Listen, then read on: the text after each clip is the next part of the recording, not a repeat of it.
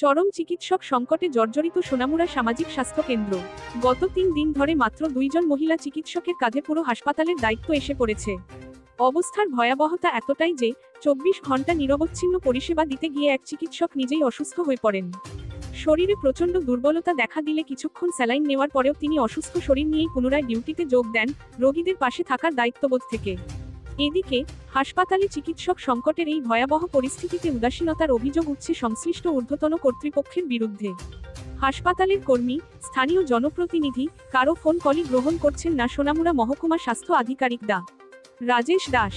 ফলে সংকটকালীন এই অবস্থায় সাধারণ মানুষ ও রোগীরা পড়েছেন চরম ভোগান্তিতে। চিকিৎসক ও স্বাস্থ্যকর্মীদেরও পড়তে হচ্ছে অমানবিক চাপে, যার ফলে রোগী সেবার মানে প্রভাব পড়ছে স্পষ্টভাবেই।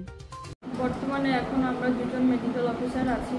আমরা দুজনেই অল্টারনেট করে 24 ঘন্টা করে ডিউটি করছি। আমার নাম ডক্টর সর্বাণী দাস, আরেকজন ডক্টর দেবলীনা দাস। আমরা দুজনেই অল্টারনেট করে 24 ঘন্টা করে ডিউটি করে যাচ্ছি। বর্তমানে পার্থ স্যার কোথায় রয়েছে? বা পার্থ স্যারের বিশেষ উনি খুবই অসুস্থ, তার জন্য মেডিকেল নিয়ে বাড়িতে গেছে। রোগীর পরিসংখ্যা কেমন আছে এখন বর্তমানে? এখানে তো অ্যারাউন্ড 200-এর উপরে আপাতত আছে। রোজই এরকম হচ্ছে, কোনোদিন 300-ও হয়ে যায়। তো আজকে আপাতত অ্যাবাভ 200-এর উপরে আছে।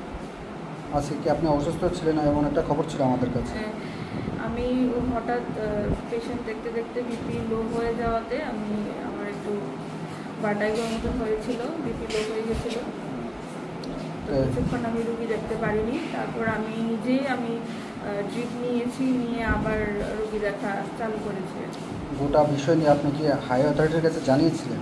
হ্যাঁ, আমরা সবাই জানিয়েছি, কিন্তু এখন অবধি কোনো কিছু হয়নি। তো আজকে এই সমস্যাটা কদিন ধরে চলছে?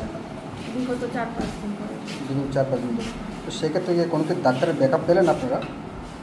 একদিন পেয়েছিলাম, কিন্তু এখন অবধি কিছু পাইনি। একদিন পেয়েছিলাম। তো সেই বিষয়ে ডাক্তারের এখন পর্যন্ত কোনো ধরনের উদ্যোগ নেয়নি? না, বলছে জানাবে, কিন্তু এখন অবধি কেউ আসেনি। ব্যুরো রিপোর্ট, জনতার বার্তা।